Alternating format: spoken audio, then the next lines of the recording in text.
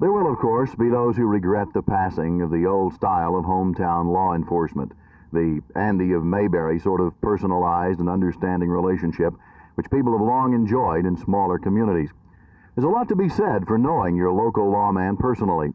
For one thing, it's a lot easier to teach your kids to respect an individual policeman, somebody they can get to know and trust, than it is to convince them that everybody in a policeman's uniform is their friend. Those of us who can remember our own favorite policeman, the one who helped us across big streets when we weren't very big, and who gave us a lecture instead of a ticket the first time we tried to hot rod Dad's car, we too will view with some regret the changing of the times. The times, they are a-changin', and law enforcement must keep pace. One of the very reasons for the existence of smaller communities is the largest roadblock to maintaining individual police forces. A lot of small cities offer as their main attraction lower tax rates than the metropolitan cities can provide. But it costs a lot of money to maintain the computer-oriented network which law enforcement must become if it is to keep pace with ever more organized criminal elements. There is also the consideration that if towns and cities of tomorrow are to take any advantage of the county governmental bodies which now exist, they must begin now to plan a role for those governments in the future. The time is upon us in Dallas and Fort Worth when county land is virtually non-existent. The burgeoning towns and cities are rapidly annexing every available acre. Where does that leave the unit we now know as county government? Perhaps Sheriff Evans is embarking on the answer to that question, a highly centralized, thoroughly professional law enforcement team which spreads its arms to protect entire counties instead of just communities. The sheriff is, after all, the superior law enforcement officer in his county. Perhaps expansion of his area of primary responsibility is merely the coming of age of a long-standing legal system. One more step toward the evasive goal of control over crime in these United States. This is Jerry Taff.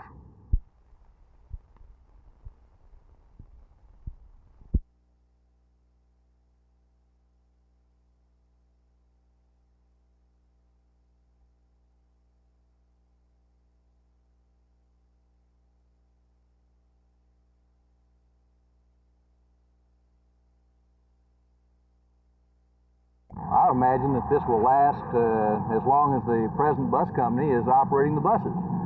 They've found it uneconomical to operate on Sunday. They've lost money.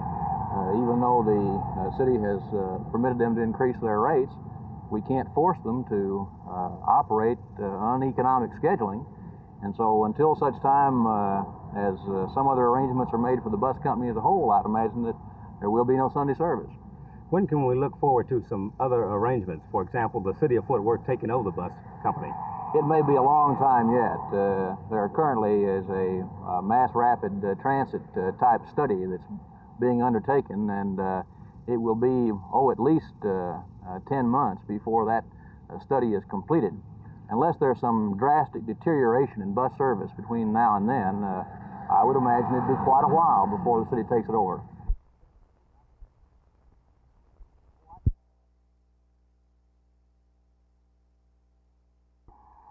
Well, the property is well worth over $1 million. However, it was, I believe the records show it was purchased for $750,000.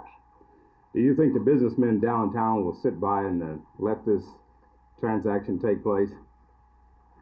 Well, I've talked to several businessmen downtown, and they all seem to favor this location, the site. They favor this over the Leonard's complex that Yes. has previously been announced that might be a possible site? That's right. They favor it over any location been submitted to the city.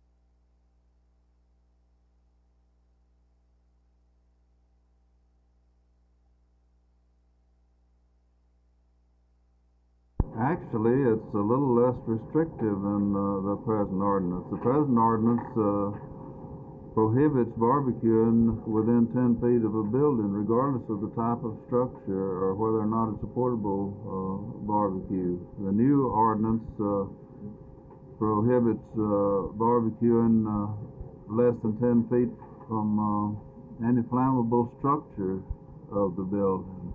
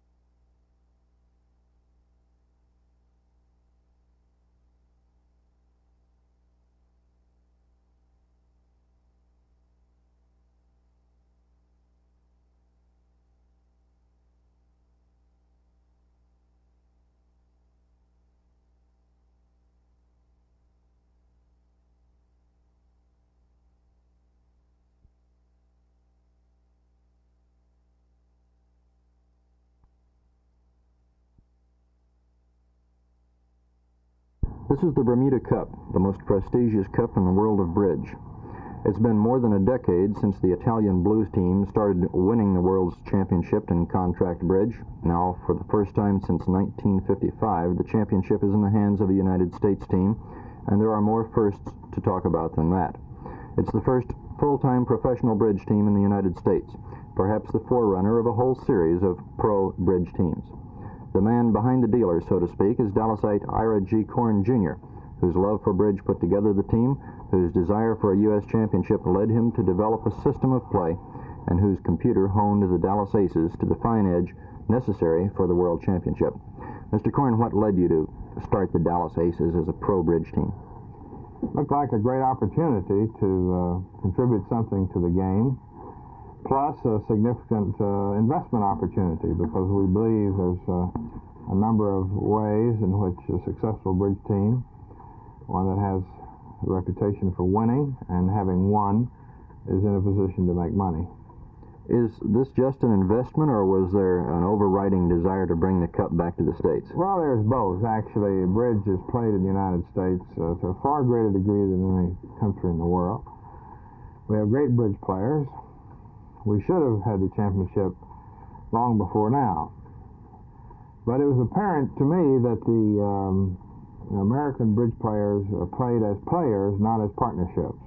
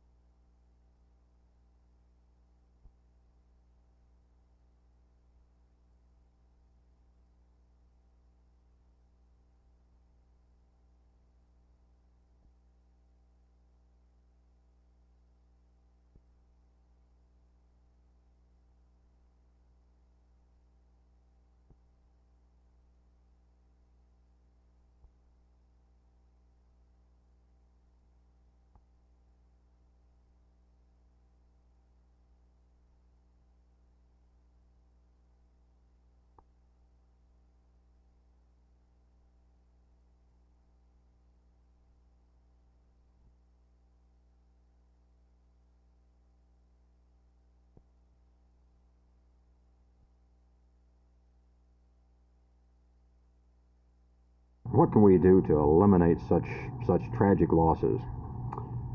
Well, first we can have a state law, model fireworks law for the whole state of Texas, which the law we have now is ineffective, it's weak, and the city ordinances are real good, but it's in conflict with the state, because the state law says that you can possess and you can shoot Class C fireworks.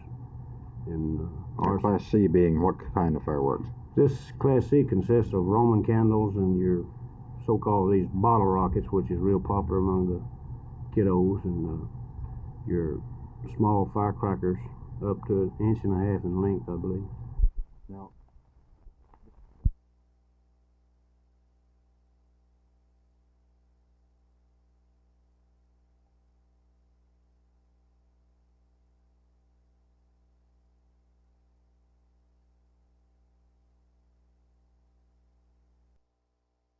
I think that I'm entitled to my day in court to explain my position to the citizens of Dallas County, why I think that the meeting was legal. You mentioned before that you thought perhaps a private citizen might file a complaint. Do you have any specific knowledge of such? No, I do not, but I feel like that this would be an opportune time for someone to file a complaint. And I would welcome it, and this would also give me a chance to appear and explain my position, which I feel like should be.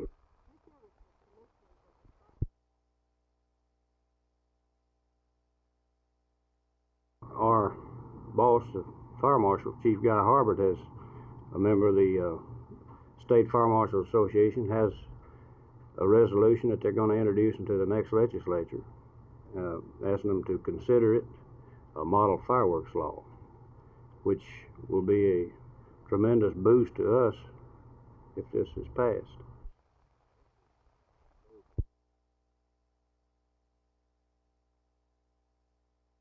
We were asked to perform only the role of assisting in the funding of the program, raising some funds. This is an over-the-budget item for the Dallas Chamber of Commerce as well as the police department. And so it'd be a special project, and we were asked if we would assist in the fundraising process.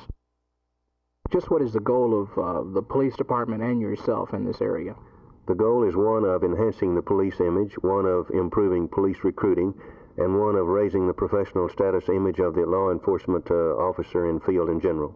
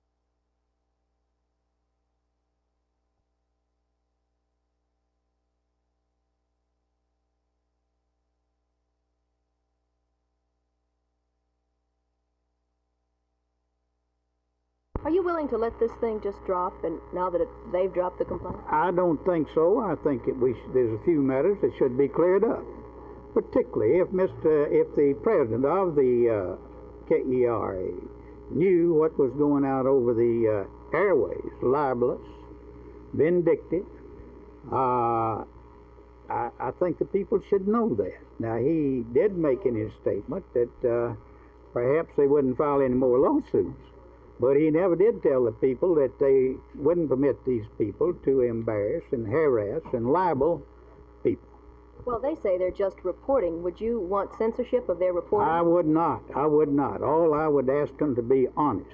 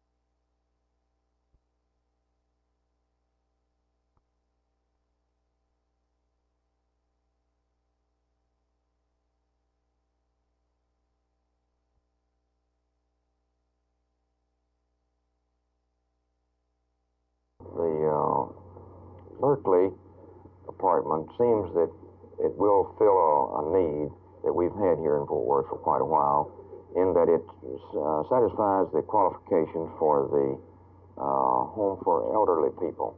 It's centrally located in a business district where they can have facilities such as bus service, church, stores, and so forth that they need in their immediate community. And this seems to satisfy this. And also, we need it because there has been a lack of construction for apartments for people in this category in our area. So we feel like that the Berkeley apartment will satisfy that need and also get it to a good use. There was some discussion today on the part of a gentleman who appeared before the council concerning the addition, perhaps, to this proposal for the handicapped of our community in Tarrant County. Yes, he did think that this would be a good idea, and so do we. We feel like that if it can be coordinated, that from a technical point of view, that it would be workable. Maybe 2 or 3 floors could be divided away and used for the handicapped people, and the rest of it perhaps used for the elderly people.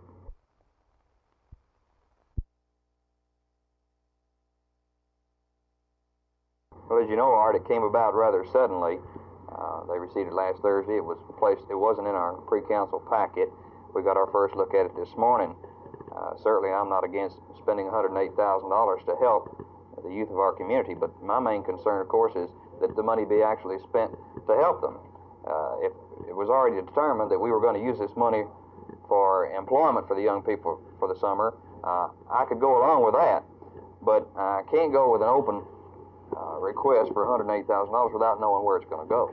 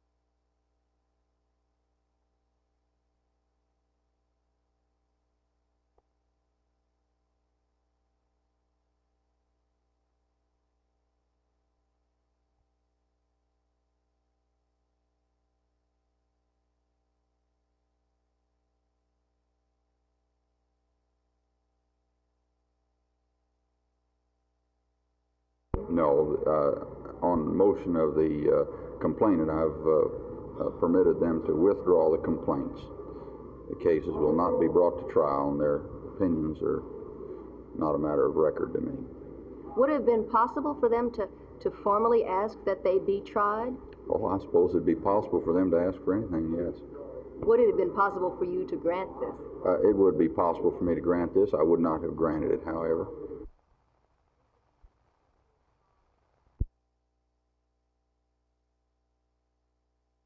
I think the people are entitled to know. From reading the press, Mr. Rogers called a staff meeting of newsroom. And I was wondering, since Mr. Rogers read from a prepared statement, evidently, and so did Mr. Lear, if he knew that the statements made by Mr. Lear was as irresponsible and libelous and vindictive a statement that's ever gone out over the air in Dallas, Texas. Personally, I don't care, but I think the time is here when the people of Dallas County should know just exactly what's going on in this great city and county of ours. You thanked Mr. Cartwright and other board members. Have you and Mr. Cartwright and other board members been putting pressure on Mr. Rogers and newsroom to indeed put them off the air? I have not. I don't care anything about putting anything off the air. I do say that the airways should be cleaned up.